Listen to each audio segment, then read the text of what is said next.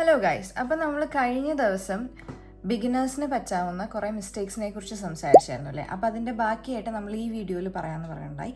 നമ്മൾ കഴിഞ്ഞ വട്ടം സംസാരിച്ചത് ഈ വക കാര്യങ്ങളെ കുറിച്ചിട്ടാണ് കേട്ടോ. അപ്പം ഇന്ന് നമ്മൾ തുടങ്ങാൻ പോകുന്നത്, ഇപ്പം കഴിഞ്ഞ വട്ടം നമ്മൾ പറഞ്ഞായിരുന്നു UK സൈസും അല്ലെങ്കിൽ US ടേംസും തമ്മിലുള്ള വ്യത്യാസം കാരണം നമുക്ക് കുറേയൊക്കെ പാറ്റേൺസ് റീഡ് ചെയ്യുന്നതിൽ ബുദ്ധിമുട്ട് വരാറുണ്ടെന്ന്. അതേപോലെ തന്നെയാണ് നമുക്ക് ബുദ്ധിമുട്ട് വരുന്ന അല്ലെങ്കിൽ വ്യത്യാസം വരുന്നത് രണ്ടെണ്ണമാണ്. ഒന്ന് ഹുക്കിൻ്റെ സൈസുകൾ, അതായത് ഈ 6mm ഹുക്കിനെ യൂറോപ്യൻ മെട്രിക്സിലാണ് 6mm എന്ന് പറയുന്നതെങ്കിൽ US അത് J10 എന്നാണ് പറയുന്നത്. അതേപോലെ തന്നെ ഈ പല ഹുക്കിനും പല പേരുകൾ പല രാജ്യങ്ങളിലുണ്ട്. അത് വ്യത്യാസം വരുന്നതിനനുസരിച്ച് ആണ് നിങ്ങൾക്ക് ഒരു ഡൗട്ട് വരുന്നത്. അപ്പോൾ നിങ്ങൾ എന്താ ചെയ്യേണ്ടതെന്ന് വെച്ച് കഴിഞ്ഞാൽ, മിക്കവാറും ഈ ഒരു 6mm ആയിരിക്കും, അല്ലെങ്കിൽ ആ ഒരു മെട്രിക് വന്നിട്ട് യൂറോപ്യൻ മെട്രിക് വെച്ചിട്ടായിരിക്കും അവർ പറഞ്ഞിട്ടുണ്ടാവുക. ഇതല്ല എന്നുണ്ടെന്നുണ്ടെങ്കിൽ നിങ്ങൾ ഈ ഒരു ടേബിൾ റെഫർ ചെയ്താൽ മതി. ഈ സെയിം ടേബിൾ ഞാൻ ഡീറ്റെയിൽ ആയിട്ട് നമ്മുടെ ബുക്കിലും ഞാൻ കൊടുത്തിട്ടുണ്ട്. അപ്പോൾ നിങ്ങൾക്ക് ഏത് വേണമെന്നെങ്കിലും റെഫർ ചെയ്യാം. അതേപോലെ തന്നെ യാണിൻ്റെ പേരുകൾക്കും വ്യത്യാസമുണ്ട്. അതായത് DK വെയിറ്റ് എന്നുള്ളതും #4 വെയിറ്റ് എന്നുള്ളതും അങ്ങനത്തെ കുറേ വ്യത്യാസങ്ങളുണ്ട്. ആ ടേബിളും ഞാനിവിടെ സൈഡിൽ കൊടുത്തിട്ടുണ്ട്. ഇതൊക്കെ ഡീറ്റെയിൽ ആയിട്ട് ഞാൻ ബുക്കിലും കൊടുത്തിട്ടുണ്ട്. ബുക്ക് വേണ്ടവർക്ക് താഴെയുള്ള ലിങ്കിൽ കയറി നോക്കിയിട്ട് വാങ്ങാം കേട്ടോ. അപ്പോൾ ഇതാണ് നമുക്ക് മിക്കവാറും പറ്റുന്ന ഒരു മിസ്റ്റേക്ക്. പിന്നെ പലപ്പോഴും ഞാനിതിനെക്കുറിച്ചിട്ടൊരു ഡീറ്റെയിൽ ആയിട്ടുള്ള വീഡിയോ ചെയ്തിട്ടുണ്ട് കേട്ടോ. അതായത് ബ്ലോക്കിംഗ് ചെയ്യാന്നുള്ളത്. ഇത് ബ്ലോക്ക് ചെയ്യാത്ത ഈ സെയിം പീസാണ്. ഇത് ഞാൻ ജസ്റ്റ് ബ്ലോക്ക് ചെയ്തേക്കുന്നതാണ്. അപ്പോൾ ബ്ലോക്ക് ചെയ്യുമ്പോൾ അതിൻ്റെ എൻസ് എല്ലാം നീറ്റായിട്ട് വരുന്നത് കണ്ടോ. ഈ ബ്ലോക്കിങ് ഇതിന് ഞാൻ ഉപയോഗിച്ചത് സത്യം പറഞ്ഞു കഴിഞ്ഞാൽ എൻസ് ഒന്ന് ചുരുണ്ടത് മാറി ഒന്ന് നിവർന്നിരിക്കാനാണ്. ഇത് തന്നെ നമുക്കിപ്പോൾ ഡ്രസ്സിൻ്റെ സ്ഥലത്തൊക്കെയാണ് വരുന്നതെങ്കിൽ ചെറുതായിട്ടൊന്ന് നീളം കൂട്ടാൻ, അല്ലെങ്കിൽ വിഡ്ത്ത് കൂട്ടാൻ, ലെങ്ത്ത് കൂട്ടാൻ, അല്ലാതെ തന്നെ നമുക്ക് ആ ഒന്ന് പൊങ്ങി നിൽക്കുന്നത് ഒന്ന് താത്തി ഇടാനൊക്കെ ആയിട്ട് സ്റ്റീം ബ്ലോക്കിംഗ് ചെയ്ത് കഴിഞ്ഞാൽ അല്ലെങ്കിൽ ബ്ലോക്കിംഗ് ചെയ്ത് കഴിഞ്ഞാൽ നമുക്ക് സാധിക്കും. അങ്ങനെ പല കാര്യങ്ങൾക്ക് ബ്ലോക്കിംഗ് ഉപയോഗിക്കാം, പല തരത്തിൽ ബ്ലോക്ക് ചെയ്യാം. അതിനെക്കുറിച്ചിട്ടുള്ള ഡീറ്റെയിൽഡ് വീഡിയോ, അതായത് ബ്ലോക്കിങ്ങിനെ കുറിച്ചിട്ടുള്ള ഡീറ്റെയിൽ വീഡിയോ ഞാൻ ഇതിന് മുന്നേ ചെയ്തിട്ടുണ്ട്. അതിൻ്റെ ലിങ്ക് ഞാനിവിടെ മുകളിൽ ഐ ബട്ടണിൽ ക്ലിക്ക് ചെയ്ത് കഴിഞ്ഞാൽ കിട്ടും കേട്ടോ. ഇല്ലെങ്കിൽ താഴെ ഡിസ്ക്രിപ്ഷനിൽ നോക്കിയാൽ മതിയേ. ഇനി എല്ലാവർക്കും പറ്റുന്ന വേറൊരു കാര്യമാണ് ഈ ടെയിലെൻഡ് കട്ട് ചെയ്യാൻ പറയില്ല. അതായത് സ്യൂ ചെയ്യാൻ വേണ്ടി കട്ട് ചെയ്യാൻ പറയുമ്പോൾ നമ്മൾ വളരെ ഷോർട്ടായിട്ട് ഇത്രയൊക്കെ കട്ട് ചെയ്ത് വെക്കും. ഇത്രയും കട്ട് ചെയ്ത് വെച്ച് കഴിഞ്ഞാൽ എന്താ പ്രശ്നം എന്ന് വെച്ച് കഴിഞ്ഞാൽ, നമ്മൾ ഈ ഒരു സൂചിയിൽ കയറ്റുമ്പോൾ, അതായത് ടേപ്പിസ്ട്രി നീഡിൻ്റെ ഉള്ളിൽ കൂടെ കയറ്റുമ്പോൾ നമുക്കിത് പെട്ടെന്ന് വിട്ട് പോകും. അപ്പോൾ ആ ഒരു ഇത് ഒഴിവാക്കാൻ വേണ്ടിയിട്ട് മാത്രമല്ല, നമ്മൾ കുറച്ച് കൂടുതൽ തുന്നിയെന്ന് വിചാരിച്ചിട്ട് കുഴപ്പമില്ല, കുറച്ച് കൂടുതൽ തുന്നി കഴിഞ്ഞാലാണ് അത് കറക്റ്റായിട്ട് സെക്യൂർ ആയിട്ട് ഇരിക്കത്തുള്ളൂ. അപ്പോൾ എപ്പോഴും ടെയിൽ എൻഡ് അറ്റ്ലീസ്റ്റ് ഒരു ഇത്രയും നീളം മിനിമം.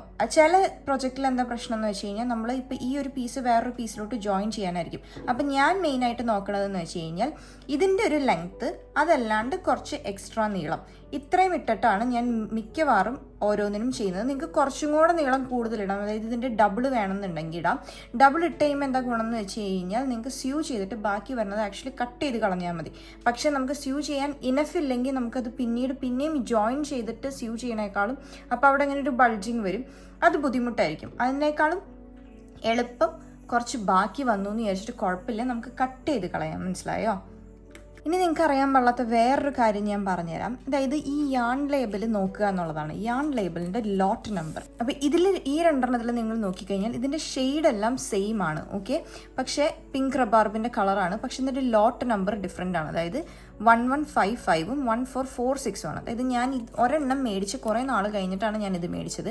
പക്ഷേ ഇവിടെ വരുന്ന പ്രശ്നം എന്താണെന്ന് വെച്ച് കഴിഞ്ഞാൽ, നമ്മൾ ലോട്ട് നമ്പർ രണ്ടെണ്ണം ഡിഫറെൻ്റ് ആയിരിക്കുമ്പോൾ ഈ ഡൈയുടെ കളറിന് ഒരു ചെറിയൊരു വ്യത്യാസം വരാൻ സാധ്യതയുണ്ട്. ചിലപ്പോൾ അതൊരു ഭയങ്കര വലിയ വ്യത്യാസമായിരിക്കില്ല. ചെറിയ വ്യത്യാസമാണെന്നുണ്ടെങ്കിൽ നമുക്ക് അഡ്ജസ്റ്റ് ചെയ്ത് ചെയ്യാൻ പറ്റും. അതേസമയം വലിയൊരു വ്യത്യാസമാണെന്നുണ്ടെങ്കിൽ നമുക്കത് ജോയിൻ ചെയ്ത് കഴിയുമ്പോൾ നമുക്ക് ക്ലിയർ ആയിട്ട് അതിൻ്റെ ആ ഒരു 2 കളർ ചേഞ്ച് അറിയാൻ പറ്റും കേട്ടോ. അത് അവർ ഓരോ ലോട്ടിലും, അതായത് ഞാനിതിനെക്കുറിച്ച് ഡീറ്റെയിൽ ആയിട്ട് യാണിൻ്റെ ലേബലും എന്താണുള്ളതെന്നുള്ളത് എക്സ്പ്ലെയിൻ ചെയ്തിട്ടുണ്ട്. ഇപ്പം ഞാൻ ലോട്ട് നമ്പർ മാത്രം എന്താണെന്ന് പറയാം. അതായത് നമ്മൾ യാൺ എടുത്തിട്ട് സെയിം ആൾക്കാരൊക്കെ തന്നെയായിരിക്കും ചെയ്യുന്നത്. നമ്മുടെ ഡൈയിൽ വരുന്ന വ്യത്യാസമാണ്. അതായത് മുക്കി ഉണക്കി വന്നു കഴിഞ്ഞ് കഴിയുമ്പോൾ നമ്മൾ ഡൈ ചെയ്യുമല്ലോ, ഈ യാൺ ഡൈ ചെയ്ത് കഴിഞ്ഞ് കഴിയുമ്പോൾ നമുക്ക് ആ കളറിൽ ചെറിയൊരു വേരിയേഷൻ വരും. അത് ചിലപ്പോൾ കുറച്ച് കൂടുതലായി കാണും. ഇപ്പം സെയിം ബാച്ചിൽ നിന്ന് മേടിച്ചാലാണ് നമുക്ക് ആ ഒരു കളറ് കറക്റ്റായിട്ട് വരത്തുള്ളൂ, അല്ലെങ്കിൽ ചെറിയൊരു ഷെയ്ഡ് ഡിഫറൻസ് ഉണ്ടാവും. ഇങ്ങനെ വേണമെങ്കിൽ വരാം. ഇനിയിപ്പോൾ ലോട്ട് നമ്പർ നോക്കുമ്പോൾ വേറൊരു ഗുണം എന്താണെന്ന് ഞാൻ കാണിച്ചുതരാം. ഇത് കണ്ടോ, ഇതിൻ്റെ രണ്ടിൻ്റെയും ലോട്ട് നമ്പർ സെയിം ആണ്, 1007 ആണ്. കളറും സെയിം ആണ്, 3684 ആണ്. പക്ഷേ ഈ ഒരെണ്ണത്തിന് എഴുതിയിരിക്കുന്നത് ടാങ്കറിൻ എന്നും ഇതിൽ എഴുതിയിരിക്കുന്നത് ക്രീം എന്നുമാണ്. ഇതിൻ്റെ പ്രശ്നം എന്താ പറ്റിയെന്ന് വെച്ച് കഴിഞ്ഞാൽ ഇവർ ലേബൽ ചെയ്തപ്പോൾ മാറിപ്പോയതാണ്. ടാഞ്ചറിൻ അല്ല ഇതിൻ്റെ കളറ്, ക്രീമാണ് ശരിക്കും ഇതിൻ്റെ കളർ. അപ്പോൾ അവർ മുകളിൽ കയറ്റി ഒട്ടിച്ചു. പക്ഷെ ഞാൻ ആദ്യം മേടിച്ചത് ഇതാണ്. ഇതിൻ്റെ ലേബൽ വെച്ചിട്ട് ഞാൻ പുതിയത് മേടിക്കാൻ പോയി കഴിഞ്ഞപ്പോൾ എനിക്ക് ഐഡൻറ്റിഫൈ ചെയ്യാൻ പറ്റുന്നില്ല. കാരണം ടാഞ്ചറിൻ എന്ന് പറഞ്ഞൊരു കളർ അവിടെ ഇല്ല, ജസ്റ്റ് ക്രീം മാത്രമേ ഉള്ളൂ. അപ്പം അവർ ലേബൽ ഒട്ടിച്ചപ്പോൾ മാറിപ്പോയതാണ്. ടാഞ്ചറിൻ എന്ന് വെച്ച് കഴിഞ്ഞാൽ ഒരു ഓറഞ്ച് ഷെയ്ഡാണ്, പക്ഷേ ഞാനത് നോക്കിയില്ല, നമുക്ക് ആൾക്ക് മാറിപ്പോയതാണ്. അപ്പം അങ്ങനെ വരുമ്പോൾ നമുക്ക് കണ്ടുപിടിക്കാം. അങ്ങനെ ഒരു പ്രിൻറ്റിങ് മിസ്റ്റേക്കിലോ ലേബൽ മിസ്റ്റേക്കോ വന്നു കഴിയുമ്പോൾ നമുക്ക് കണ്ടുപിടിക്കാൻ ഏറ്റവും എളുപ്പം ഈ ലോട്ട് നമ്പറും കളർ നമ്പറും കൂടെ നോക്കിക്കഴിഞ്ഞ് കഴിഞ്ഞാൽ നമുക്ക് ഈ സെയിം കളറാണോ എന്ന് കണ്ടുപിടിക്കാം. മനസ്സിലായോ? അങ്ങനെയും ഇത് ഹെൽപ്പാവും. ഇതിൽ കൂടാണ്ട് ഈ യാൺ ലേബലിൽ മനസ്സിലാക്കാൻ പറ്റുന്ന കുറേ കാര്യങ്ങളുണ്ട്. അത് ഞാൻ ഫസ്റ്റ് ഈ ചാനൽ തുടങ്ങിയ സമയത്ത് ഞാനൊരു വീഡിയോ ചെയ്തായിരുന്നു. അത് മുകളിൽ ഇവിടെ ഐക്കണിൽ ക്ലിക്ക് ചെയ്ത് കഴിഞ്ഞാൽ നിങ്ങൾക്ക് അതിലേക്ക് പോവാം കേട്ടോ. ഇനി എപ്പോഴും മടി കാരണം പറ്റുന്ന ഒരു കാര്യമാണ് ഇത്. ബിഗിനേഴ്സിന് മാത്രമല്ല എല്ലാവരും ചെയ്യുന്നത് കേട്ടോ. അതായത് ചെറിയൊരു മിസ്റ്റേക്ക് ആയിരിക്കും, ആ ചെറിയ മിസ്റ്റേക്ക് കുഴപ്പമില്ല എന്ന് പറഞ്ഞിട്ട്, അതായത് ചിലപ്പോൾ ഈ ഒരു മുന്നേ ചെയ്ത റോലായിരിക്കും, ചിലപ്പോൾ ആദ്യത്തെ ഒന്നാമത്തെ രണ്ടാമത്തെ റോല് വന്ന ഒരു മിസ്റ്റേക്ക് ആയിരിക്കും. ആ മിസ്റ്റേക്ക് പ്രശ്നമില്ല പറഞ്ഞിട്ട് നമ്മളതങ്ങനെ ചെയ്തു പോയി കഴിഞ്ഞിട്ട് ലാസ്റ്റ് എത്തിക്കഴിഞ്ഞ് കഴിയുമ്പോൾ അതൊരു പ്രശ്നമായിട്ട് മാറും. ചിലരെന്താ ചെയ്യണമെന്ന് വെച്ച് കഴിഞ്ഞാൽ അങ്ങനെ ഒരു പ്രശ്നം പറ്റി, ഇനി ഇത് പ്രൊസീഡ് ചെയ്യാൻ പറ്റില്ല എന്ന് പറഞ്ഞിട്ട് കംപ്ലീറ്റ് സാധനം ഒഴിവാക്കിയിട്ടിട്ട് പോകും. അങ്ങനെ ഒഴിവാക്കേണ്ട ആവശ്യമില്ല, നമുക്കിത് ഫ്രോഗ് ചെയ്യാവുന്നതേ ഉള്ളൂ. ടൈം എടുക്കും, ലൈക്ക് ഫ്രോഗ് ചെയ്യാൻ എളുപ്പമാണ്, പക്ഷെ അത്രയും ബിൽഡ് ചെയ്തെടുക്കാൻ ടൈം എടുക്കും. പക്ഷെ ഫ്രോഗ് ചെയ്യാൻ വളരെ സിമ്പിളാണ്. നമുക്ക് ആ ഒരു പെർഫെക്ഷൻ അല്ലെങ്കിൽ സാറ്റിസ്ഫാക്ഷൻ അതിൽ നിന്ന് ലാസ്റ്റ് കിട്ടും. ഫ്രോഗ് ചെയ്യണത് എങ്ങനെയാണ്? ഫ്രോഗിങ് എന്ന് വെച്ച് കഴിഞ്ഞാൽ ജസ്റ്റ് ഇത് അഴിക്കുക. അപ്പോൾ അഴിക്കാൻ വേണ്ടിയിട്ട് ഫ്രീ ആയിട്ടിരിക്കുന്ന നൂലിന് ജസ്റ്റ് വലിച്ചു വിട്ടാൽ മതി. വളരെ സിമ്പിളായിട്ട് ഫ്രോഗ് ചെയ്യാൻ പറ്റും. അപ്പോൾ ഫ്രോഗ് ചെയ്തിട്ട് ഇപ്പം നമുക്ക് എവിടെയാണോ മിസ്റ്റേക്ക് വന്നത് അതുവരെ ഫ്രോഗ് ചെയ്യുക.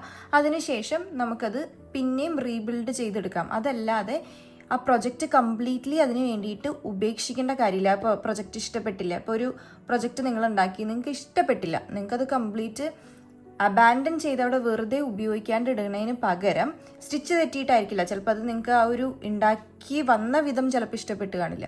സ്റ്റിച്ച് തെറ്റിയിട്ടാണെന്നുണ്ടെങ്കിലോ ഇങ്ങനെയാണെന്നുണ്ടെങ്കിലോ നിങ്ങൾക്ക് ജസ്റ്റ് ഫ്രോഗ് ചെയ്തിട്ട് ആ ഒരു യാൺ പിന്നെയും റീയൂസ് ചെയ്യാം. വേറൊരു കാര്യത്തിന് വേണ്ടിയിട്ട്, വേറൊരു പ്രൊജക്റ്റ് ഉണ്ടാക്കാൻ വേണ്ടിയിട്ട് നിങ്ങൾക്ക് റീയൂസ് ചെയ്യാം.